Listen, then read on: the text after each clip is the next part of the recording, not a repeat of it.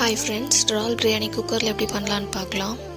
First 2 tablespoon oil and ghee add பண்ணிக்கோங்க. அதில் தேவையான அளவு ஸ்பைசஸ் ஆட் பண்ணிக்கலாம். இப்போ அதில் 2 பெரிய சைஸ் ஆனியன் நீட்டமாக கட் பண்ணி சேர்த்துக்கலாம். ஆனியன் லைட்டாக வதங்கின அப்புறம் 2 தக்காளி 3 பச்சை மிளகாய் சேர்த்துக்கலாம். தேவையான அளவு உப்பு ஆட் பண்ணிக்கலாம்.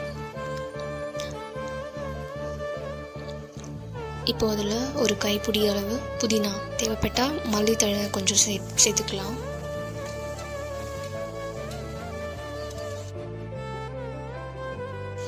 இப்போ ஒரு டேபிள் ஸ்பூன் இஞ்சி பூண்டு பேஸ்ட் ஆட் பண்ணிக்கலாம்.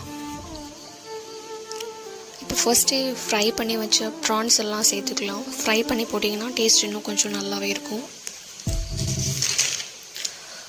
இப்போது தேங்காய் பால் தேவையான அளவு ஆட் பண்ணிக்கலாம்.